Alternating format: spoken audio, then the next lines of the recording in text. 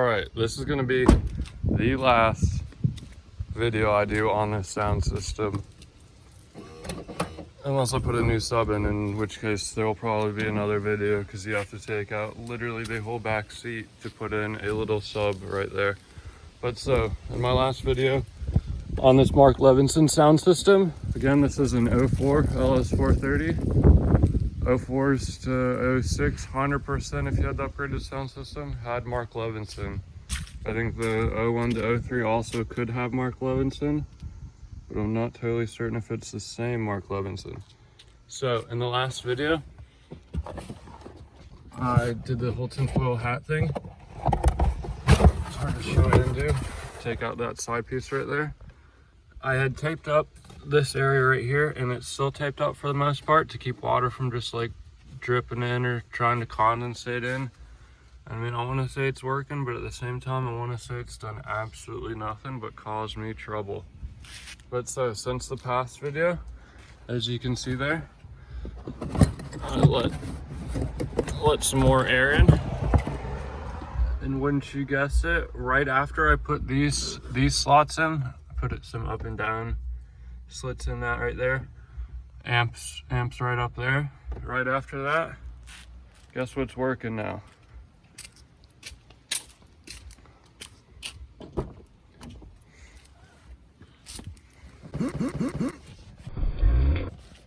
Let's try and do this without getting a copyright strike.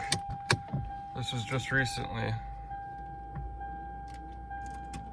now offering an extra 15% credit on car and motorcycle policies. That's on top of what. And you know your stereo is gonna work when you press the agree button, and it makes that noise. 100% your stereo is gonna work then. Thanks, sweetheart. Save an extra 15% when you switch by October 6th. Isn't that interesting? I'll be right back. Okay, I forgot where I was, but I also wanted to add this point in.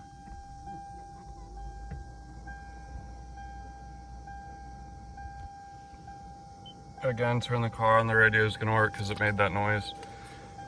I got this piece of paper right here.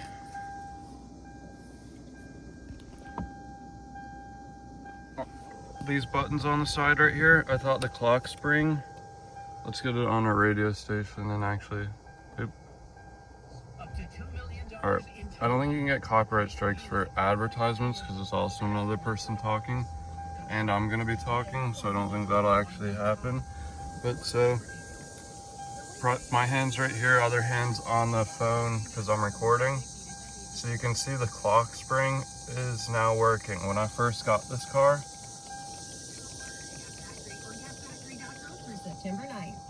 these buttons didn't work. Not only that, but the set volume button works. Watch, hands over here, one finger, boom, goes to 1. Because I pressed set. Watch one more time. Volume goes up.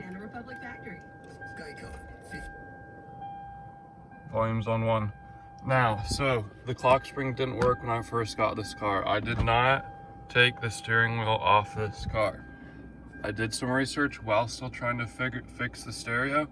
Oh yeah, and we're actually in the right place. But so yeah, I did some research while trying to fix the stereo, and this is how to fix your clock spring without actually taking the steering wheel off. And I thought, wow, this is total BS. Someone's having a laugh on the internet as usual.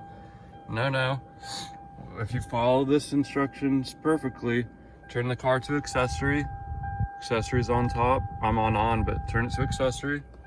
Hold the mode button for 10 seconds after immediately turning it on to accessory, not to on and then accessory. Have it on off. Turn it to accessory. Immediately, bam, go to mode.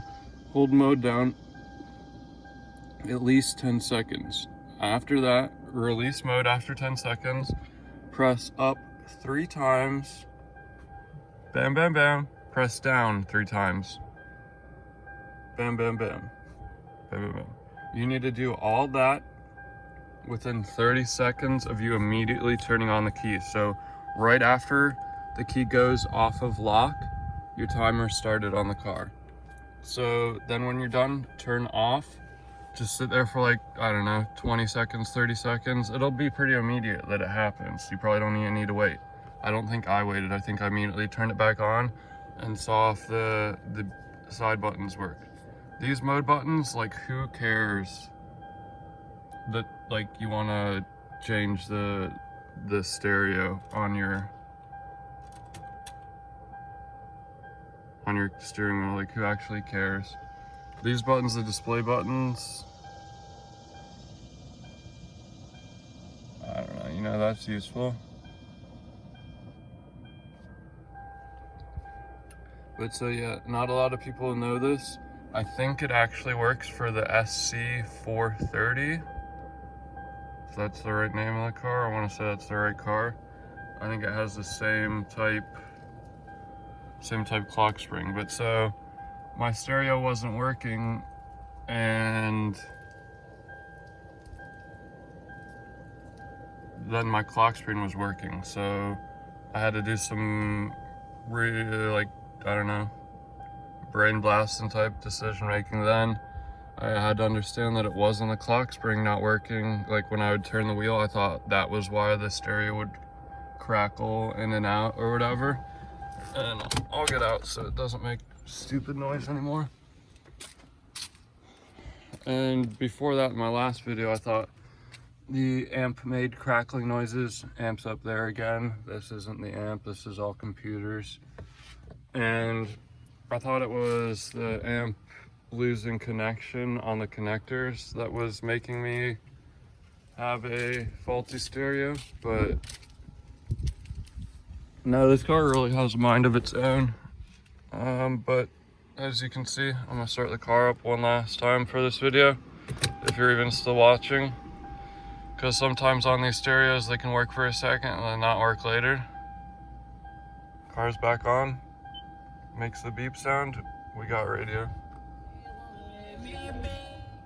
Sounds good. I'm not doing more than like 1 second of audio because some of my other videos have gotten copyright struck, and you know, that's no fun, putting time into stuff and you accidentally have a 1 second audio clip of something else and blah blah something or another. I hope this answers some of your questions. To not immediately just go fix your amp, buy a new amp, because I mean, you could go buy a new amp. That's a car payment on a new S-Class in itself, and if you put a new amp in your car and it doesn't fix the stereo, you're probably gonna be pissed. But so